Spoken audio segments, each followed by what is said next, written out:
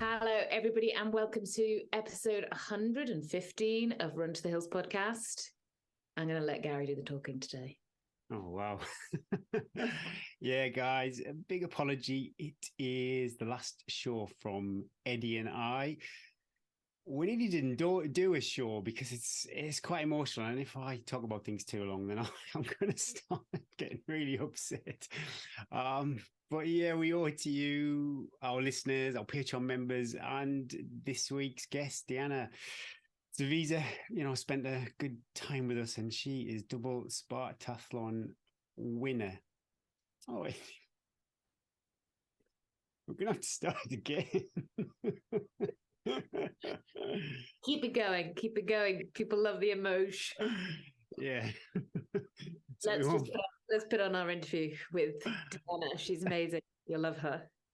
Yeah, we won't have fun too long because it's quite hard to communicate this. So yeah, I really hope you enjoy our chat with Diāna Džaviza.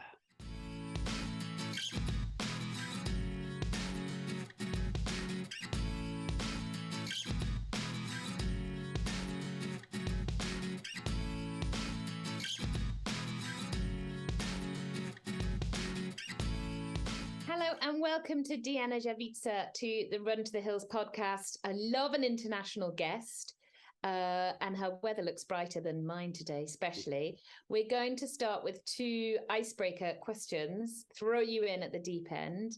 Diāna, in the morning, what is your caffeinated beverage of choice? Are you a coffee, tea person? I am actually kind of everything person. It depends on the time of the year. So now it's getting cold, so I'm kind of a tea person. But I do enjoy my coffee in the morning as well. Yes. How do you take your tea? Is it like English tea with milk or black tea? Nothing from English tea. I am not even at the time when I was in England. No English tea for me. I don't like black tea. Oh, wow. Actually, I am more of green tea, but not the green tea, but like from different herbs. Okay. Tea. Yeah. So I do like a green tea. Wow, it's been such a long time. I like a green tea, but I'm not sure first thing in the morning a green tea is going to be, I need that caffeine. Yeah, I love a coffee. A kick of caffeine, yes. But I have learned with the time also to live without coffee because actually it's kind of my pre-race ritual. A couple of weeks before the race, I stopped drinking coffee. And then I start again at the race, late at the race, to feel the real kick of the coffee. I've always wanted to do it, but I've not got the self-discipline. Yeah, that requires really a discipline. The first days are really, really hard, but I cheat a bit because there is also a coffee without caffeine. So I change my coffee with caffeine, no caffeine, and it works. Yeah. And then do you find that hit at the end of the race, the caffeine, when you take the caffeine, Coke or gels, you're like, whoa! Yes, the kick is really, really big when you take the caffeine after not taking it for a while. So I am always happy to use this secret weapon. Cool. So we're only 5 minutes in, and I already got a secret. It must be a non-responder. I don't get any kick from coffee. What? I could drink an espresso before bed, and I don't think it would bother me. Because you drink coffee so much and your body is so used to caffeine. So if you try to take it out of your diet for 5 to 10 days, maybe afterwards you've lost me already. 5 to 10 days. I love it. Second question from me.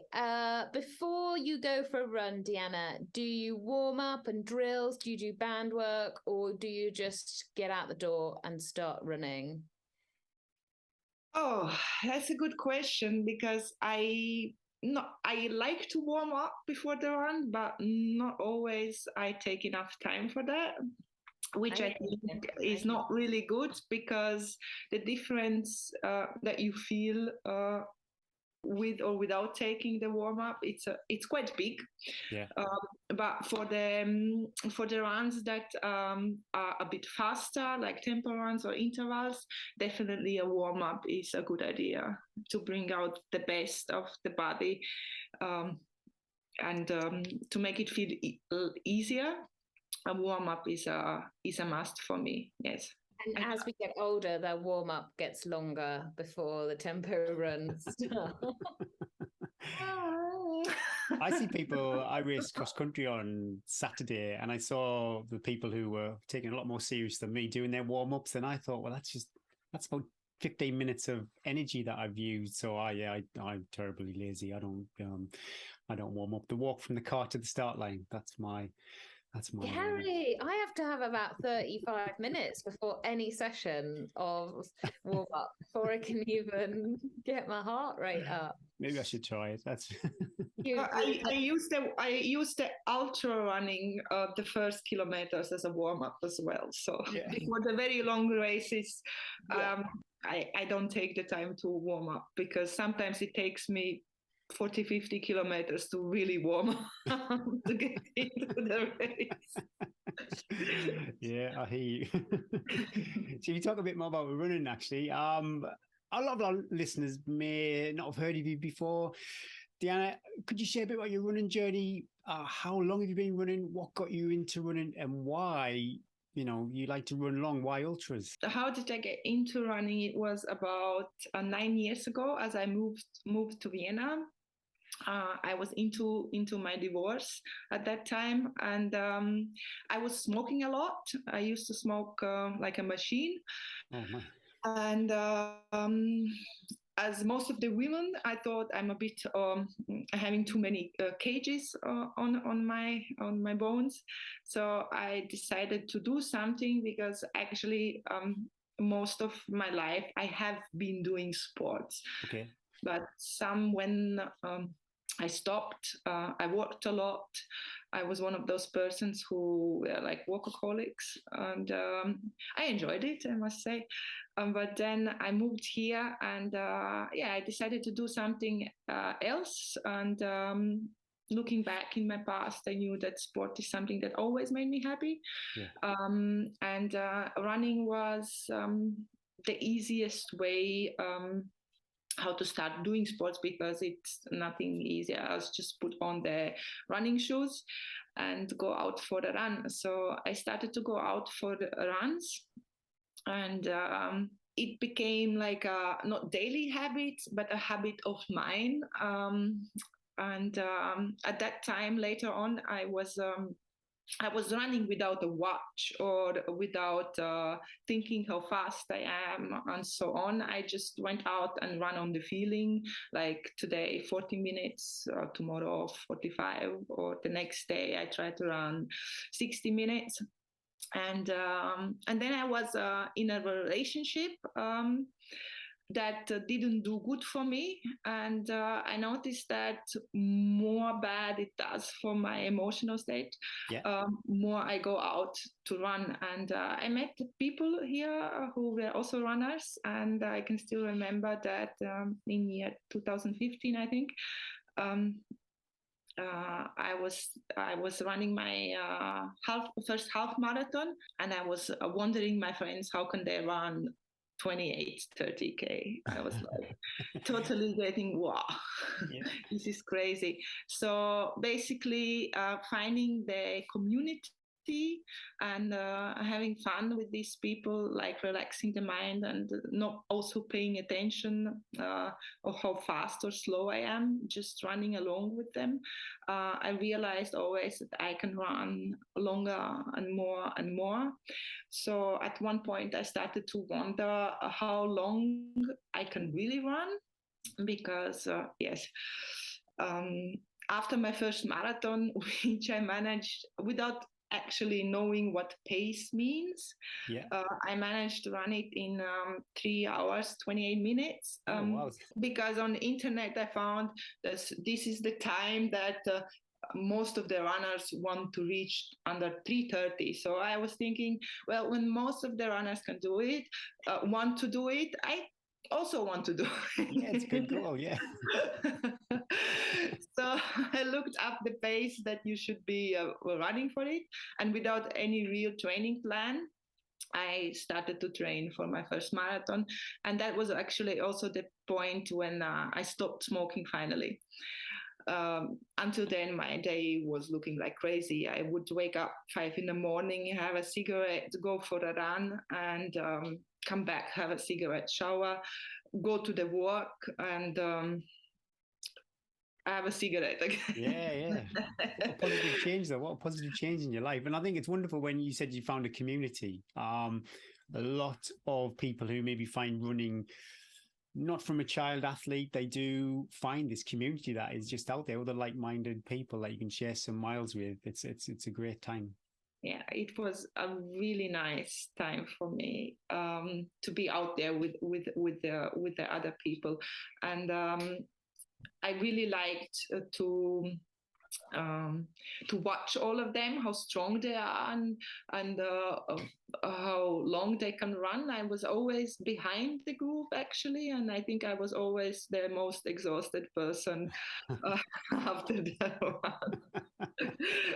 So, yes. It is wonderful too. You mentioned about, say, the half marathon and seeing people going longer. Just that time in running when you are discovering new distances and what is possible. It's, yeah, when you look back now, I say personally for myself, training for, say, maybe a 100-mile race, and to go back to remembering doing my first 10K, it's just like a complete another world. I remember how excited I was when I first time ran my first 15K in the streets. Actually, I didn't even go outside somewhere. Just like, wow, it was amazing feeling. I remember I was like jumping in the air. I was like so proud of myself. I managed that. I was like, whoa, I'm ready now for my first half marathon, I was thinking. So it was really awesome. Yeah. Wonderful. Yeah, awesome feeling. How did you move on then from the marathon into ultra running? Was that quite quick when you did the marathon? Did you think, now I'm going to go and run further? What was your first ultra and how did that go? Actually, after my first marathon, I was just laying in the couch and I was saying, never, ever again. I was totally destroyed. Even though I didn't meet the guy with the hammer, with the ring. You made the wall. No, I did not meet the wall that time, but afterwards, I remember being very, very tired on my couch, and I was thinking, no, I'm not doing this again. This is asking too much from the social life.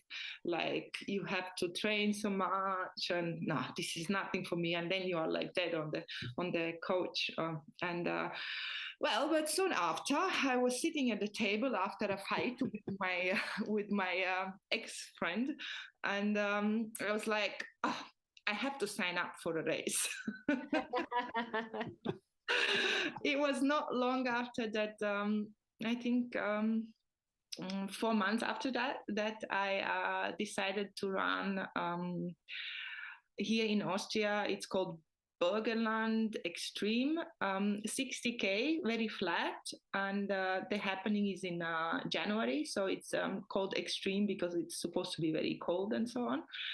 So I made a goal for me to run this, and I set myself a pace of 6 that I want to run this race through from beginning until end on this pace. And I had no clue if I can manage that, but I was like, I will do my best to try to do this. And I ran this race together with a couple of friends of mine, girls. And I remember them at the big, and we knew that this pace of 6 was my mindset, and they knew that, and we decided all to run it together. And I remember that they tried to start up the race too fast, and I was all the time complaining that it's too fast, and I want to go the pace I was talking about. I never run this distance, and I have the respect for the distance, and I want to finish. So we kind of fought during the Oh my goodness. We kind of fought during the race, and at the end, one of the girls one separate from us. We are still friends. Okay, that was my next question. I was going to go, oh dear. No, this didn't ruin our friendship. Yeah. But no, that was my first longer run, these 60Ks. After which I decided, actually, when I run in the finish, the first thing I said is, girls, next year we are doing the double one, because it was only the half of the race. The race was in two distances, 120 and 60. So I was like, we do the next year the 121. I did not do it next year, the 121. Oh, and did you stick to the pace all the way through? Actually, we managed to keep the pace all the way through. Brilliant. Yeah, I don't remember us falling much being much away from the set time. So yeah, we managed, and I ran in the finish very happy and smiling, and not destroyed. So. Oh.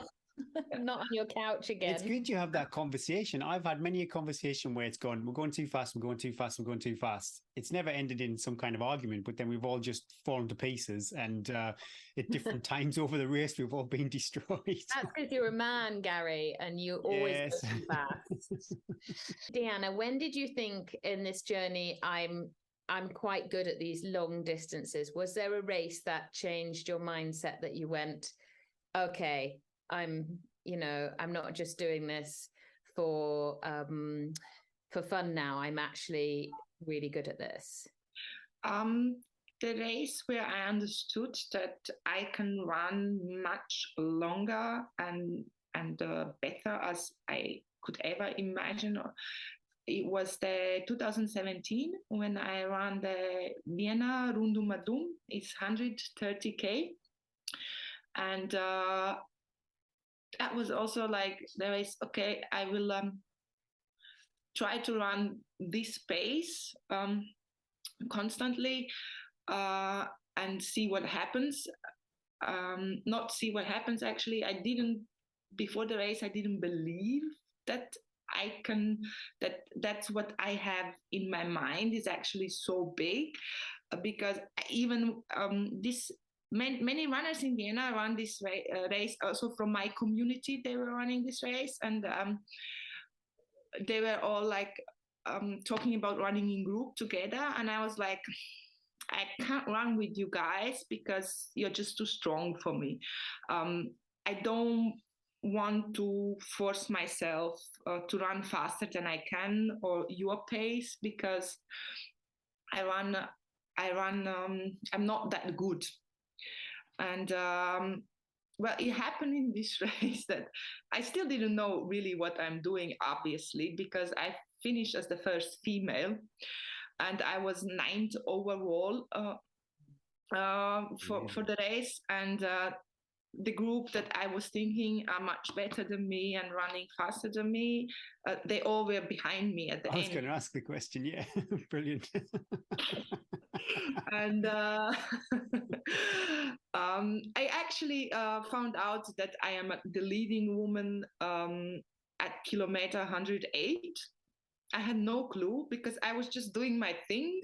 I was like having in my mind this thing, okay, all the flat parts I will be running pace 6, all the uphills I will just walk fast, and all the downhills I will run as a wind fast. Yeah.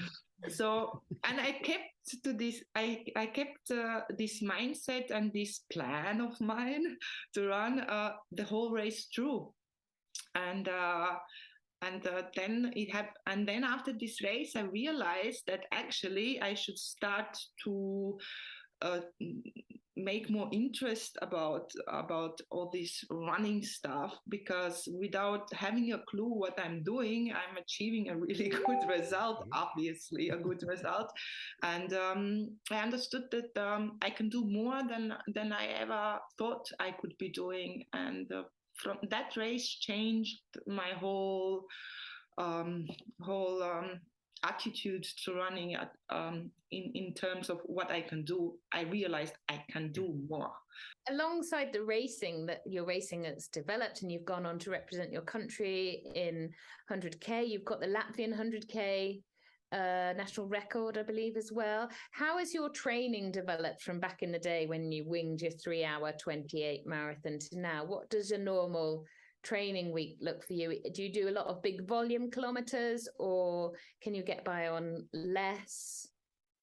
Well, actually, my training changed a lot 2.5, 3 years ago when I finally got a trainer. Okay. Since ever then, I run much less. Yeah.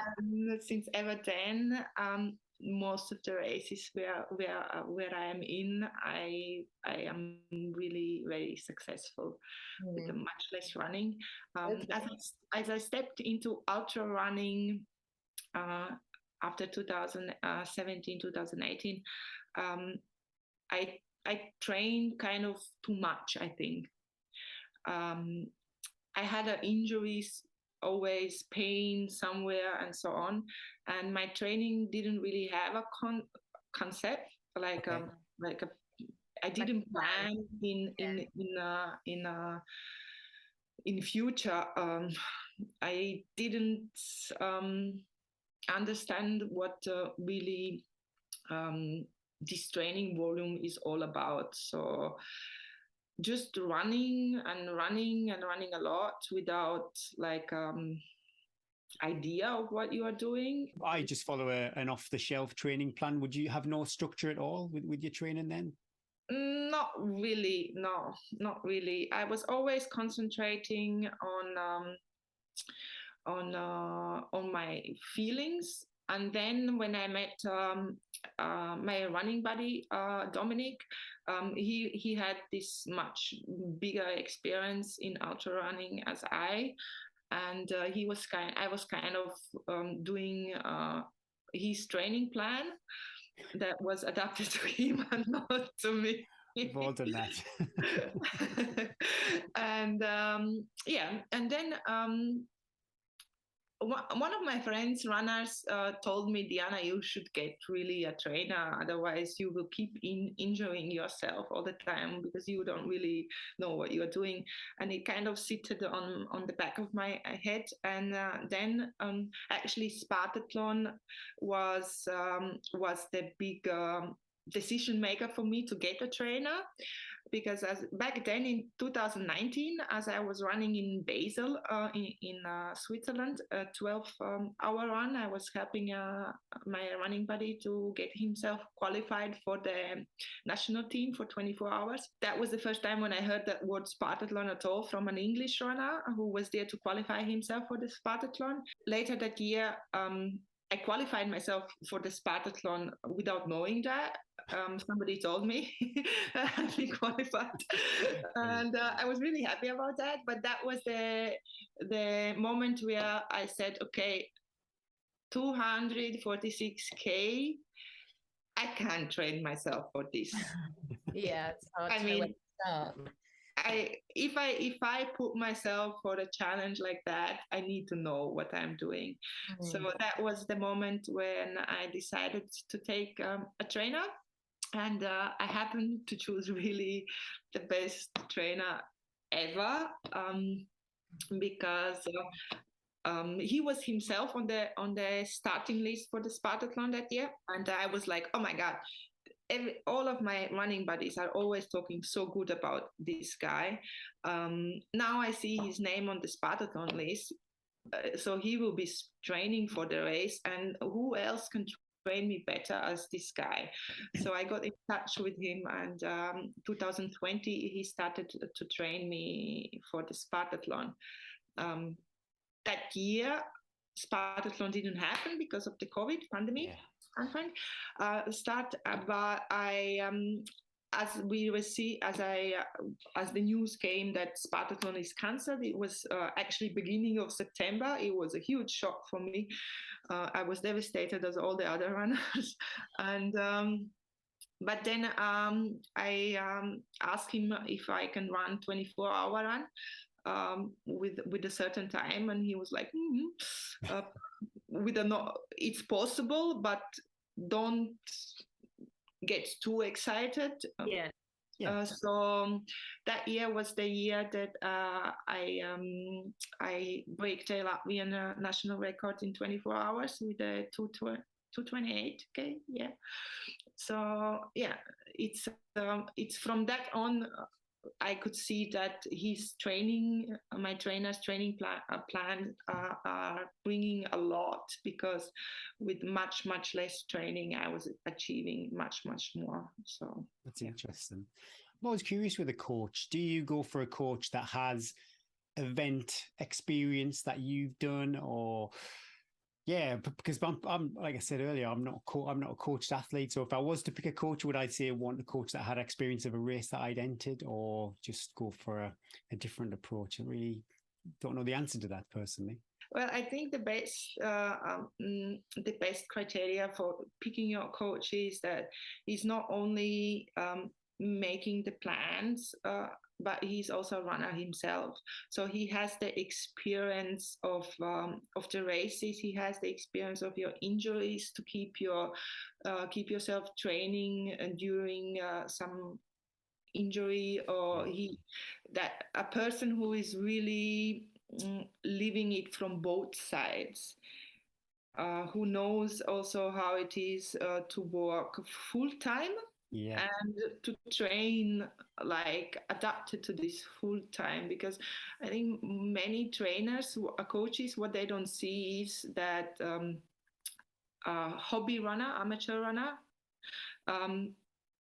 cannot recover as a profi. So recovery is very important, and the coach needs to understand that and calculate that. I bet a lot of your coach's job is telling you to slow down, take more rest. Do not do more, Diāna. Do what I say. How do you manage full-time work and being a mum and the training to get you? Because you were racing women as well that were professional athletes. How do you manage to fit it all in with no coffee? Well, I think it's the passion, and it's the feeling of happiness for what you do. I'm not getting paid for anything. I think that's a good thing. I think that's a good thing, because you have to love it. You know, you have to truly love what you do, because the only reward you're going to get is from the enjoyment of it. Exactly. And talking to us, you get that. Yeah. That's true. Yeah, it's the enjoyment, and it's the feeling of no pressure. I mean, I don't have to show anybody, or I don't owe anybody anything for the thing I do, and it helps me in daily life to be more relaxed, and just it makes me happy. Running makes me happy, and when I run, I always get the best ideas. I always feel this satisfaction, and I just enjoy it. I enjoy to be outside. So for me to wake up 4:35 in the morning to get done my 30K run before the work is not. I don't feel pressure for it, or I don't feel like. It makes me happy to wake up and go out there and to do something for myself.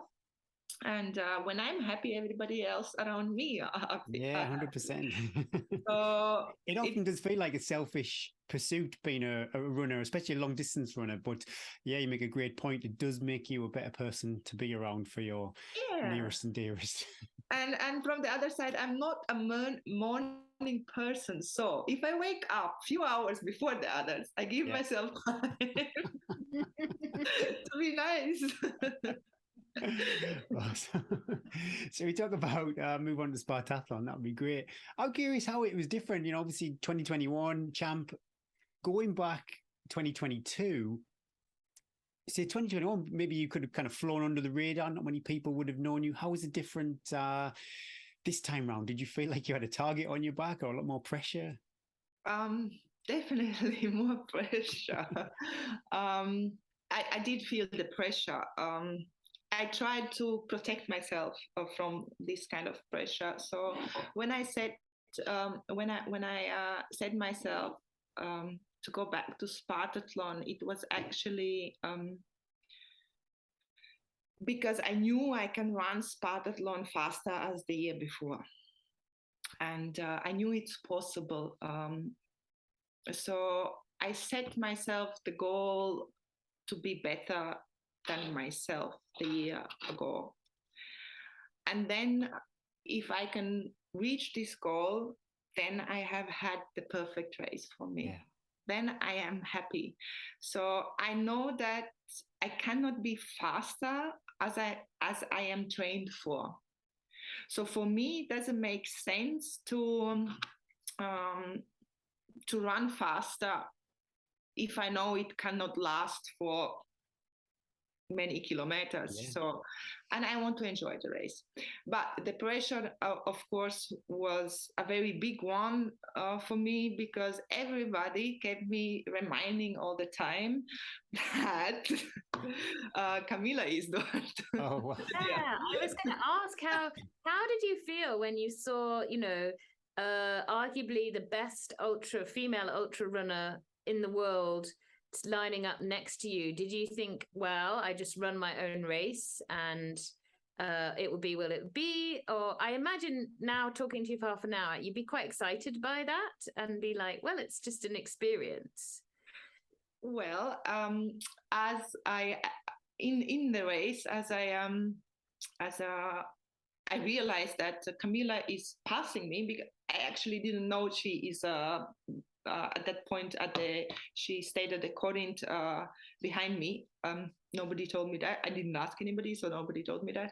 I thought she's many kilometers ahead of me. Yeah. So at the point where I was picking up the ice and I saw her passing me by, and I left, and then we were running almost shoulder to shoulder. I was like, oh my God, I'm running with a legend. I was like, oh my God, I'm running with a legend. Like, you see this person on the social media and everywhere, and it's like, wow. I mean, I reckon she was thinking the same about you. She 100%. Was like, I am running with a former Spartathlon winner. Champ. Well, I can't say it myself in her mind, but I was so excited about myself. Did you share some miles here? Did you have a conversation, or were you both just running silent? She was running like a half a step in for me, so before me. So I said hello, and she said hello. So we were just running, and eventually sometimes changing the position and so on. And now the only conversation I had with her was at the point where she was about 40, 50 meters ahead of me. And I saw she didn't take the turn down to the small village. So okay. I was calling her back to come back.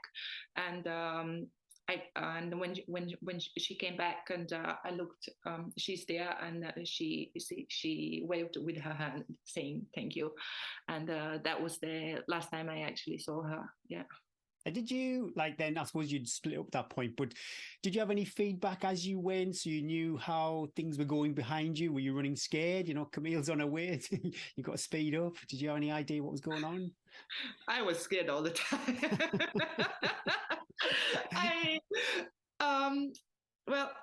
I left the station, and I didn't know how long she took there and so on. So I kept always running, but of course at that point, I think we were about 100 kilometers or something like that. At that point, I knew she's behind me, so I had a pressure because because I think it's normal to have a pressure when somebody is behind you, and actually when the world record holder is behind you, you can't not have a pressure. So I kept asking my team, where is she? How many minutes behind me? And they always said, well, she's like 15 minutes or 20 minutes behind me, and so on. So I kept running, and the next station I would ask again, where is she, and so on. And I did never ask, where is Camilla? I was just asking, where is she? Yeah. So nobody ever told me she didn't continue running, that she stepped out. So the whole race, I was thinking any minute, because she's a world-class runner. Yeah. And I knew my strength is, I'm getting slower and slower. I knew that any minute she can just pass by me. So I kept imagining all the time this moment in the darkness, me running and Camilla just passing by. That's great. So they let you carry on. They kept telling you she's 15 minutes behind, even though she'd left the course. Was it 90 something miles or kilometers? Exactly. They did not tell me she left running. She's not running anymore, and they kept telling me just, no, she is not letting you go. She is there. You're running the same. And I was like, okay, my legs are not listening to me for the uphills today, so I was trying to push the downhill. Yeah. And which destroyed my body quite a lot more, because and I was hoping to increase the distance, increase the minutes apart us by being faster on downhill, and it never happened. And they just kept telling me, she's just right there, she's coming. After the finish, I was laying in the bed and getting this infusion, and I asked my team, did she already came? And they were like, who? And I was like, Camille. They were like, Diāna, she didn't finish the race. I'm like, no way. No way. It cannot. I love it. Yeah, so I was not told she stepped outside. But I do love that psychology. That's awesome. Yeah, it was fun thinking she's behind me, and then I'm sorry she stepped out. It would be nice to beat her properly, like race to the finish. You want her to finish, because then you can be like, I beat you. Not well, at one side of the view, I beat her anyway. Because I finished the race. Actually, every athlete who finished the race beat her. From that point of view, but yes, it would have been interesting to see how it really goes side to side, because actually this year I was not sure if I will be running Spartathlon again, because there was the Europa Championships for 24 hours, which I wanted to attend. But then as I saw that Camilla is on the starting list for Spartathlon, I wanted to see where I stand in my hobby runner level. I don't think you can call yourself a hobby runner anymore now that you are far beyond a hobby runner now. I take it as a compliment. Take it. Do you have a mantra when you're running? Quite a lot of our guests have a positive mantra that they can use, when everything's starting to hurt, just to help them keep focused. Do you ever rely on anything like that? I always mantra for me are positive thoughts. Actually, during the running, I never let myself forget why I'm there. I am running ultras because I really enjoy running far, and I enjoy being with the nature and with this peacefulness, and I enjoy seeing my shadow on the on I love that too. My running friend is always there with me. Yes, exactly. Yeah, not real mantra, but the positive and happy thoughts. Um, seeing the team on the way, not only my team but also the other team and so on. It really that's my mantra, so to say. And I like to see. I like to think about I can't say competitions, but I like to live the race before the race. So during the race, I'm really excited. It makes me really feel full, like happy to see that actually the thoughts of what you have created before are possible to bring into life. And that it's only in my hands to bring these thoughts in life. So that's the kind of this side of the running that is the mantra for me, just to relive your actual thoughts created before. I love it. I love the fact that the race is a celebration of all the months of hard work that you've done before, all the early mornings, 4:30. My goodness me, for someone who's not an early morning person, that's pretty hardcore. But yeah, the race, you really try your best to just enjoy that. It seems 24 hours is quite often, it seems like a long moment, but yeah, I think it's quite important that you use that. The idea of that being a long moment, but still it's not a long moment, because it will be, when you run, at some point these 24 hours will be behind you. And then if you didn't give your best, if you didn't bring the best out of these 24 hours with the feelings and emotions and everything, you will be sorry afterwards.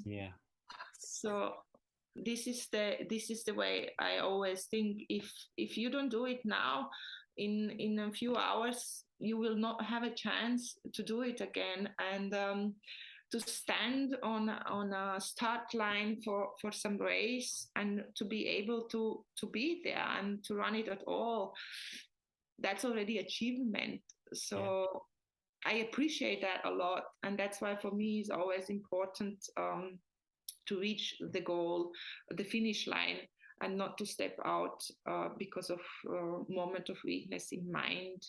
So have you reflected back on it, the race? I know you won, so obviously phenomenal performance, but did it fulfill you, like you just talked about? This race was a very difficult race for me from the emotional side. It was a different experience for me because as much as I really enjoyed the race a lot, but there was another feeling of this being known and everybody thinking you have to deliver it, or setting this bar for you that maybe for you is like,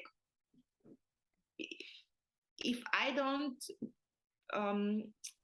don't make it, maybe I disappoint other people. And it was also the first race for me where I was leading the race for so long time, for so many kilometers. So it kind of turned around a bit for me to have this new experience. Did it almost feel a bit like a relief when you did win, that you were like, it wasn't a fluke last time, it wasn't lucky last time, I've proved myself, and maybe, and that sort of pressure, you were like, I deserve to be here? I didn't go to Spartathlon to win this year. I went to Spartathlon to run better as last year, and I went to Spartathlon to run for the track record. Yeah. I did not reach my goal to run the track record. I know that I pulled out everything that was inside me on that day. Everything what was possible to do on that day. I did really the best thing I could. So I made the right decisions on the race and so on. But I did fulfill myself because I proved myself that I'm actually even more stronger than I thought I am. And this race was awesome. I must say it was really difficult, but it was very, very awesome. Drive onto that. We've got a question actually that is quite good. Ties into that from one of our patrons of the podcast, Rebecca Moore, and I'm going to read exactly what she says. Diāna comes across as a very straightforward person on her website, but there are hints of challenges, emotional, physical, and logistical, but they are not presented as barriers, nor does she ask for sympathy. Instead, her message is clear: be inspired, but don't judge. Does Diāna feel that the challenges she's faced in life have helped her to overcome challenges in races? I bet you're happy to hear, because that sounds like your message that you put on when I look at your Instagram and things is that you do say that you're like, I have all these challenges, but I don't see them as barriers. I see them as inspiration. I see them as a nice inspiration, as a nice goal and inspiration to just prove yourself that every challenge actually makes you better. How can you grow as a person if not facing the challenge? And for me, there are many things in life that makes you feel not so good or breaks you down, but there is no reason in life not to believe in your own strength of how you see things. You can see a grey building grey, or you can see a grey building more grey. So it is in your hands how you see everything that's challenging you. And whatever has happened to you in your past, it shall stay in your past. You should not live with the bad happenings from your past. They made you stronger, but they can make you also weaker if you keep carrying that stuff with you. So use your own motivation, just to not use your own motivation, but use your own strength to keep you motivated to live your dream. Think behind the border. Think bigger, as if you think it's possible to think. So if you think in that way, if you imagine yourself being better and doing things better in a different way, stronger, then it's possible. I think our thoughts are what influences our life very, very, very much without even knowing. The pictures that we create in our mind are very, very important in life. And you can transfer happenings from your life also to running, to make your running stronger, or whatever you do in sport or whatever you do in your life. You can, with the strength of your mind, change your life, change the way the direction you go in your life a lot. It's beautiful. Your past definitely doesn't have to be your fate. I think it's oh, Gary, beautiful little synopsis. Your past doesn't have to be your fate. I can see Diāna, she could write a little running journal, and every page could be a lovely thought. Diāna's thought for the day. Loads of amazing nuggets. What's next for you, Diāna, this year? What's your next race, if you want to share, or is it top secret? What's next for next year? Have you had any thoughts yet? No secrets for me. I am very direct. I have nothing to hide from anybody. I'm open as a book. This year, I'm not attending any more races. I like to give my body a rest and thank my body for what's been done. So I will start next year very early on with again, not very usual thing for me, which I also did this year. I am planning to run a faster marathon again. What's your, is it 2:46 your PB? What's your marathon PB? 2:49. 2:49. Yeah. So you're going to go faster? No, my plan is to go faster. I will be running in Sevilla again, for the reason that it was really fun to be there. I like the Spanish atmosphere and everything. So it made me happy last year. So this year, next year, it made me happy this year because it was in February. So I plan to run again in February. And then there's another thing that I have planned. A fix on my schedule is the comrades.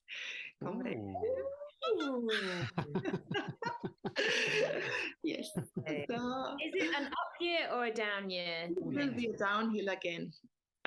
Because it was a downhill this year, but next year.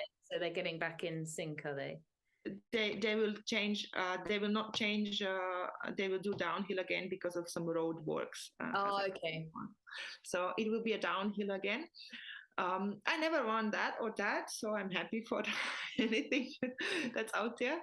But that's the goal of the summer time. That would be magic. That's definitely. I keep forgetting about bucket races. If anyone asks me what a race I'd love to do, and comrades would be right up there. That sounds awesome. Yeah, I've been thinking about comrades since 1 year now, and now I decided that I think it's the one for the next year. Yeah.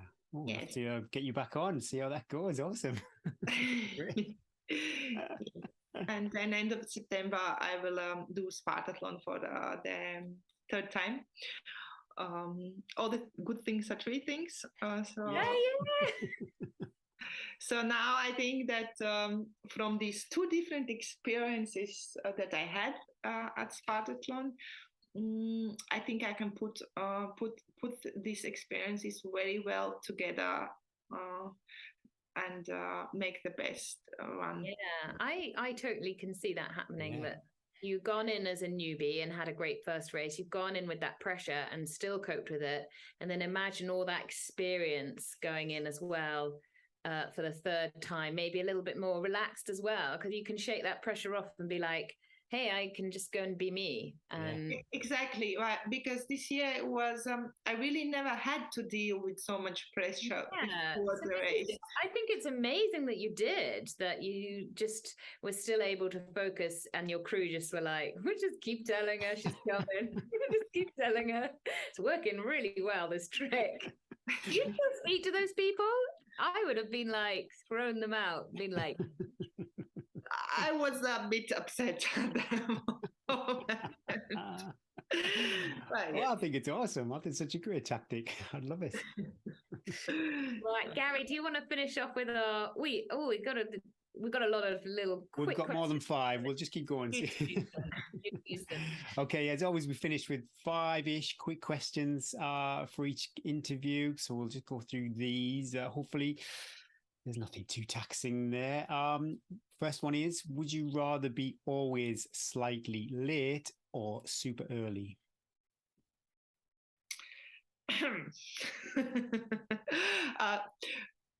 Super early. Super early. Did I ever tell you anyone? So I was slightly late for a wedding. And you don't, not my, you can't be slightly late for a wedding that we found out that we missed. part of the Not ceremony. your wedding. No. Your wedding. Did you miss your wedding? No. Yeah, I still shudder when I think about being late for a friend's wedding. I had a friend who was late for my wedding, and they're notoriously late for everything. As I was arriving, they were running into the church. I'm like, you ruined it. You're not meant to see the bride before the wedding. And they're like standing out there, and I was trying to focus. Anyway, carry on. What is your, assuming you didn't have to get up and get things done before work, but if you could just pick your optimum time for running, what would be your favorite time of day to go for a run? 4 in the morning. 4 in I'm not too sure. Do you use emojis much when you're texting friends?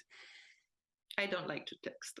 Oh, okay. Well, We can be friends then, because my WhatsApp drives me crazy. I'm like, can people just call? Stop WhatsApping. Yeah. Well, I think more worse than texting are these voice messages. Oh, I hate them. Gary and I, we have this, like, we hate them. I don't have time to listen to them. And then when I've got kids, people swear in them, and I'm trying to play them. I'm like, you can't. The kids are like, what, Mom? well, if you were to text, what would be your most used emoji? I need to check what mine is. What's my most used emoji? Have you got your phone, Eddie? Let's see. Good idea. Oh, my first one that comes up on mine is a big thumbs up. That's about right. Big thumbs up, smiley face, and a pint of beer. That's my 3 emoji. A pint of beer. Yeah. Oh, mine is a hug. Hey. Mine's a heart, laughing. Hey. Yeah, that's good. That's all. And a pumpkin. And a pumpkin. Pumpkin. That's a seasonal bias. What is your favorite sandwich and why? I'm not a sandwich eater, but if there is one, then I would say a bagel with Philadelphia cheese and salmon. Oh, yes. What's your favorite snack, Diana? What's your have you got any foreign? We love a runner's favorite snack choice. I don't know if an ice cream is a snack, but if you put me a snack, then I could swim in an ice cream. just a classic vanilla, or do you have a favorite flavor? Hazelnut. Oh my goodness, mate. Classy. That's quite posh, a hazelnut one. Hot day and an ice cream. It's just perfect. There's nothing combination. better. I like to eat ice cream when it's raining. I don't know why. Oh. Ice cream anytime. Ice cream anytime is good, yeah. As a child, what did you want to be when you grew up? An actress. Oh. Still want to be? Still think that maybe you'll be somebody could be playing you in Netflix before you know it. I think I have no chance. Spartathlon, the movie. Maybe if they make another Forrest Gump movie.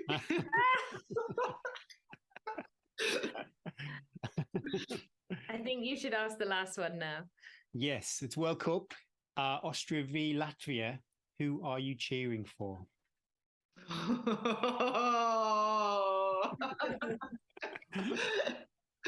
Latvia. Hey.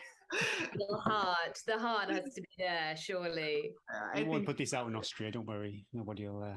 I am cheering for Latvia because I think probably Austria wins.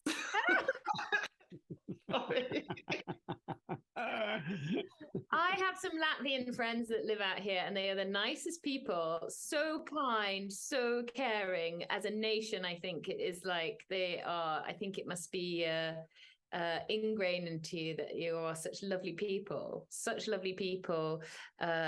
always thinking of others. And so now I've met you too. It's only added to that, Diana, that another lovely Latvian I've met. Thank you so much for coming on the podcast. Yeah, thank you. I love that. We will follow your journey now for that Seville Marathon PB. 2:41 or bust. 2:39 and Conways, and then to Spartathlon, and now we can put the we've been reading your results out, but now we've got the relationship with you. It will feel all the much nicer to reading them out. Good luck with the training and the 4 a.m. starts, and hopefully our paths may cross on the running circuit one day. That'll be awesome. Yeah. I hope so too.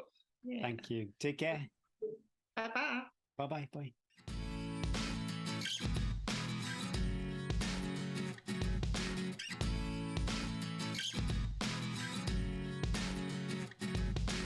That was episode 115. Thanks for listening, everybody. You know, I'd like to thank Chia Charge for creating this platform, giving us all the opportunity, and we hope it brought you listeners as much joy as it did for us recording the show. Thanks, you know, I do struggle with things like this. I'm not a great public speaker, Eddie. But yeah, really genuinely from the bottom of my heart, and Eddie's too. Thanks, everybody, for tuning in. Thanks for our guests. Thanks for our lovely Patreon members. It really has been a blast. I accepted to be a podcast co-host without any real vision of where it was going to take me, and I never once thought for a second we'd get a connection that Eddie and I've got, and a community, which is just, yeah, it's been such a joy. Like I say, I had no real vision of where it was going to go, and every second has been absolutely wonderful. I really hope I do bump into some of you out on the trails, and yeah, that'll be wonderful. Don't forget to say hello if I see you out there. And thanks, Eddie. It really, really has been a blast, and I'm pretty sure that we'll catch up soon. Hopefully, maybe we'll actually see each other in person. These 2 years we've evaded each other, but yeah, it really has been a wonderful 2 years. Thanks, everybody. My name's Gary Thwaites. I'm Eddie Sutton. And let's run to the hills.